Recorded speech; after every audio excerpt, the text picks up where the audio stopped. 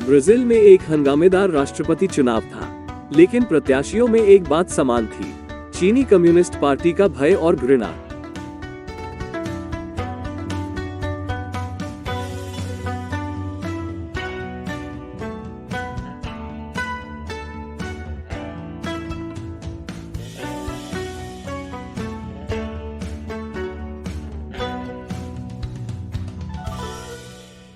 आपका स्वागत है। मैं क्रिस चैपल हूं। इसी महीने ब्राजील में राष्ट्रपति चुनाव हुए थे। चुनाव अवलंबी जायर बोल्सोनारो के बीच था, जिन्होंने खुद को समाज विरोधी उम्मीदवार के रूप में देखा, लेकिन कई लोगों ने सत्तावादी प्रवृत्ति वाले एक दूर दराज नेता होने का आरोप लगाया। उनके विरोधी लूला दा सिल्वा ने भी उन पर पीडोफिलिया और नरभक्षण का आरोप लगाया। 2003 से 2010 तक राष्ट्रपति रहे लूला खुले तौर पर समाजवादी है। वो एक सजायाफ्ता अपराधी भी है जिसने लग्जरी प्रॉपर्टी खरीदने के लिए रिश्वत के पैसे का इस्तेमाल किया। चुनाव करीब था। लूला ने बोल्सोनारो को 50.9% मतों से हराकर बोल्सोनारो को 49.1% मतों से हरा दिया। 200 मिलियन से अधिक लोगों के देश में ये केवल लगभग 2 मिलियन का अंतर है। हालांकि बोल्सोनारो ने अभी तक हार नहीं मानी है और उनके हजारों समर्थकों ने विरोध किया है, जो वे दावा करते हैं कि चुनावी धोखाधड़ी थी, जिसके लिए मैं केवल पहली बार कह सकता हूं, गंभीरता से। अगर इस तरह अब से हर चुनाव नीचे जाने वाला है, तो हम राजाओं के दैवीय अधिकार की ओर भी वापस जा सकते हैं। यह मुझे याद दिलाता है, जीवन के लिए संयुक्त राज्य अमेरिका के सर्वोच्च नेता के लिए क्रिस चैपल को वोट दें। यह आखिरी वोट है जिसकी आपको कभी आवश्यकता होगी। ब्राजील में चुनाव आमतौर पर घरेलू मुद्दों पर हावी होते हैं।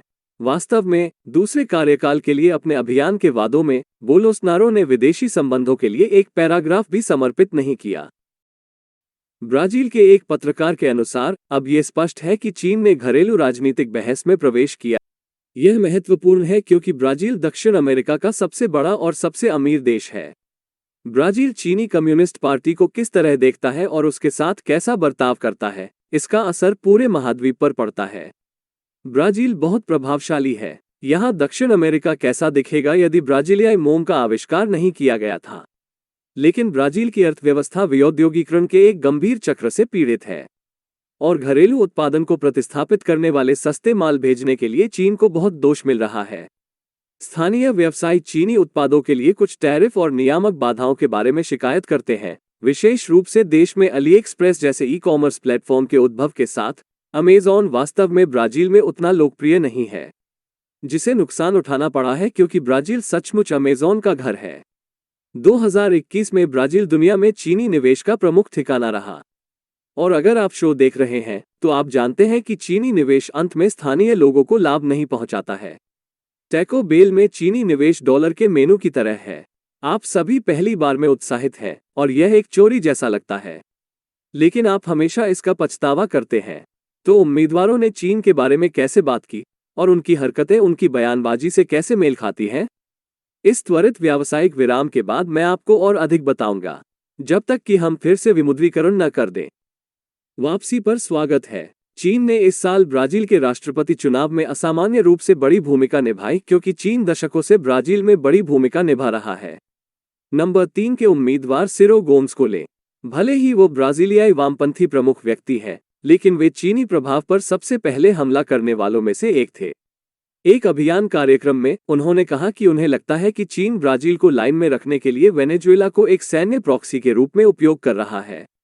ये काफी साहसिक दावा है, लेकिन गोम्स केवल तीसरे नंबर के उम्मीदवार थे। चुनाव वास्तव में लूला और बोल्सोनारो के बीच था और उनके पास चीन के बारे में कहने के लिए कुछ मजबूत बातें भी थीं। लूला से शुरू करते हैं। अब जब लूला पहले राष्ट्रपति थे, वे वास्तव में ब्राजील और चीन को करीब लाए। वो प्रभारी थे जब चीन ने 2009 में ब्राजील के सबसे बड़े व्यापारिक भागीदार के रूप में अमेरिका को पीछे छोड़ दिया था। उन्होंने ब्रिक्स, ब्राजील, रूस, भारत, चीन और दक्षिण अफ्रीका के बीच एक प्रकार का आर्थिक गठबंधन विकसित करने पर भी जोर दिया। वो उनकी पहली गलती थी। मेरा मतलब है, इसे ब्रिक्स क्यों कहते हैं जबकि वहां क्रिब्स सही है? वो इतना कूलर होता। फिर भी इस बार अभियान के निशान पर लूला ने न केवल चीनी कम्युनिस्ट पार्टी बल्कि घुसपैठ का समर्थन करने वाले ब्राजील के व्यापारिक समुदाय को निशाने पर लिया। Sao Paulo state federation of industry में एक भाषण में उन्होंने कहा, हमें भ्रम है कि चीन अफ्रीका पर कब्जा कर रहा है, चीन लैटिन अमेरिका पर कब्जा कर रहा है। नहीं, ये ब्राजील पर कब्जा कर रहा है।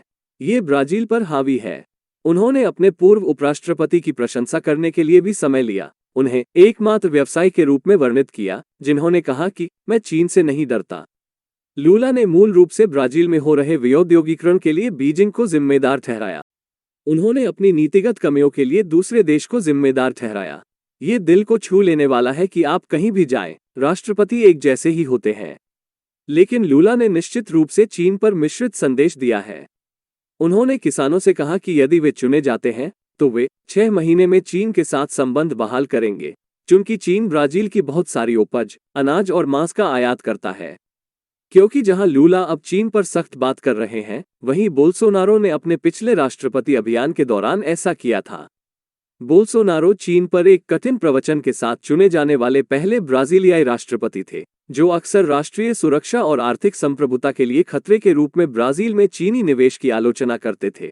जब बोल्सोनारो ने पहली बार 2018 में प्रचार किया, तो उन्होंने कहा कि वो चीनी खर्च पर अंकुश लगाएंगे, विशेष रूप से ब्राजील के महत्वपूर्ण उद्योगों पर। उदाहरण के लिए, चीन ब्राजील के अधिकांश बंदरगाहों को नियंत्रित करता है, तो चीनी निवेश अधिक पसंद है यदि टैको बेल डॉलर मेनू में आपकी कार का शीर्षक है। बोल्सोनारो ने कहा, चीन ब्राजील में खरीद नहीं कर रहा है, ये ब्राजील खरीद रहा है। उस रेखा को लेना इसलिए संभव हो सका क्योंकि लूला ब्राजील और चीन को कितने निकट ले आया। बोल्सोनारो ताइवान का दौरा करने वाले पहले ब्राजीलियाई राष्ट्रपति पद के उम्मीदवार भी थे। उन्होंने ये भी ट्वीट किया कि वो पिछली ब्राजीलियाई वामपंथी सरकारों से नाता तोड़ लेंगे जो कम्युनिस्ट शासनों के साथ मित्रवत थीं।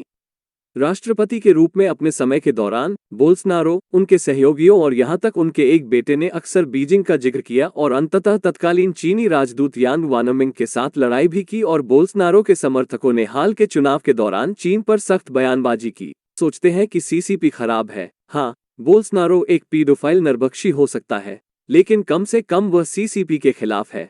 हालांकि एक ऐसे व्यक्ति के लिए जिसने एक बार समाजवाद के गधे में पैर रखने की कसम खाई थी, कई मायनों में ब्राजील और चीन अपने कार्यकाल के दौरान और भी करीब आ गए। बोल्सोनारो के नेतृत्व में चीन के साथ व्यापार बढ़ गया। 2019 में लगभग $100 बिलियन से बढ़कर 2021 में $135 बिलियन हो गया। और याद रखें, वो महामारी के दौरान था। ये भी याद रखें, यह उस देश में है जो इस अमेज़न का इससे अधिक उपयोग करता है। इस बीच ब्राजील में चीनी निवेश 3 गुना हो गया। बोल्सोनारो ने चीनी टेलीकॉम हुआवेई को अपना 5G नेटवर्क स्थापित करने की भी अनुमति दी। आप जानते हैं, चीन की सेना से जुड़ा टेलीकॉम, जिस पर दुनिया भर के कई देशों ने राष्ट्रीय सुरक्षा के लिए खतरा होने के कारण प्रतिबंध लगा दिया है, की बात करें तो चीन में ब्राजील के राजदूत के अनुसार बेल्ट एंड रोड में शामिल होने में बहुत रुचि थी, जिसने इतने देशों को चीनी कम्युनिस्ट पार्टी के गहरे कर्ज में फंसा दिया है। ये किसी ऐसे व्यक्ति का अजीब कदम होगा जिसने चीन द्वारा ब्राजील को खरीदने की चेतावनी दी थी। बोल्सोनारो ने 2019 में चीन का दौरा किया था। शी जिनपिंग के साथ बातचीत के बाद उन्होंने 8 व्यापार समझौतों पर हस्ताक्षर किए और यहां तक शी जिनपिंग को एक सॉकर जर्सी भी उपहार में दी। हालांकि निष्पक्ष होने के बावजूद मुझे लगता है कि बोल्सोनारो ने कुछ ऐसा ही किया था। अपनी यात्रा के दौरान उन्होंने ये भी कहा, ब्राजील को चीन की जरूरत है और चीन को ब्राजील की जरूरत है, और यह कि उनके देश पूरी तरह से संरेखित हैं, एक तरह से जो हमारे वाणिज्यिक और व्यावसायिक संबंधों से परे है। सबसे पहले बोल्सोनारो ने चीनी टीके के लिए एक आदेश को रद्द कर दिया। एक टीका जिसे चीनी अधिकारियों ने स्वीकार किया वो बहुत प्रभावी नहीं था। बोल्सोनारो ने कहा कि वो सिनोवैक दवा के लिए ब्राजीलियाई लोगों को गिनी सुअर नहीं बनने देंगे। और भले ही महामारी की शुरुआत में बोल्सोनारो ट्रंप से एक संकेत ले रहे थे, इसे चाइना वायरस कह रहे थे। जब बोल्सोनारो कुछ महीने पहले टकर कार्लसन पर गए थे, तो उनका वायरस की उत्पत्ति के बारे में कहना था। Well, allegedly from a laboratory on the other side of the world, but no deep investigation or no in-depth investigation has been conducted. Bolsonaro ने इस विचार को भी निभाया कि ब्राजील एक ईसाई देश है और वो दुनिया भर में ईसाइयों के खिलाफ बढ़ते उत्पीड़न के खिलाफ कार्रवाई की मांग करने के लिए संयुक्त राष्ट्र महासभा का उपयोग करने वाले कुछ विश्व नेताओं में से एक थे। उनकी निगरानी में चीन में उइगरों के नरसंहार की निंदा करने वाले संयुक्त राष्ट्र के वोट से यूक्रेन के साथ साथ ब्राजील भी अनुपस्थित रहा। और चाइना अनसेंसर्ड आपके जैसे दर्शकों के समर्थन के बिना संभव नहीं होगा। या तो लाइक और सब्सक्राइब करके, शो को दोस्तों और परिवार के साथ साझा करके, हमारे मच स्टोर से chinauncensored.tv/merchandise पर एक भयानक टी शर्ट खरीदकर, या क्राउड फंडिंग वेबसाइट पेट्रियन या स्थानीय लोगों पर हमारे विशेष सोशल मीडिया समुदाय पर प्रत्यक्ष समर्थन के माध्यम से। वे प्रशंसक हैं जिन्हें मैं चाइना अनसेंसर्ड 50 सेंट आर्मी कहता हूं। आज का सवाल स्थानीय लोगों पर जोहाची से आता है। रूस को अक्सर सोए हुए भालू के रूप में जाना जाता है। उस उपनाम के संदर्भ में क्या आप चीन को रेंगने वाले पांडा के रूप में संदर्भित कर सकते हैं, क्योंकि वे धीरे धीरे अपनी सलामी स्लाइसिंग के साथ आगे बढ़ते हैं? साथ ही सीसीपी खौफनाक है और पांडा भी। मुझे लगता है कि यह एक बहुत ही हास्यास्पद और सच्चा उपनाम होगा। तुम्हें पता है, यह एक अच्छा विचार है। सतह पर पांडा मासूम और प्यारे लगते हैं, लेकिन मुखौटे के पीछे खून के प्यासे नुकीले दांत हैं जो कभी मौका मिलने पर आपका गला फाड़ देंगे। सीसीपी की तरह रेंगता हुआ पांडा भी एक अच्छा विचार है, क्योंकि हर कोई पांडा से नफरत करता है, इसलिए उन भावनाओं को सीसीपी में स्थानांतरित कर दिया जाएगा। और सबसे अच्छी बात है, पांडा की तरह किसी दिन सीसीपी भी विलुप्त हो जाएगी। सुझाव के लिए धन्यवाद जोहाची, और देखने के लिए धन्यवाद। यदि आप रेंगने वाले पांडा के खिलाफ लड़ाई में हमारा साथ देना चाहते हैं, तो मैं सीसीपी कहता हूं। स्थानीय लोगों पर हमारे सेंसरशिप मुक्त सोशल मीडिया प्लेटफॉर्म पर चीन की बिना सेंसर वाली 50% सेना में शामिल हों। वो है chinauncensored.locals.com। एक बार फिर मैं क्रिस चैपल हूं। अगली बार मिलते हैं।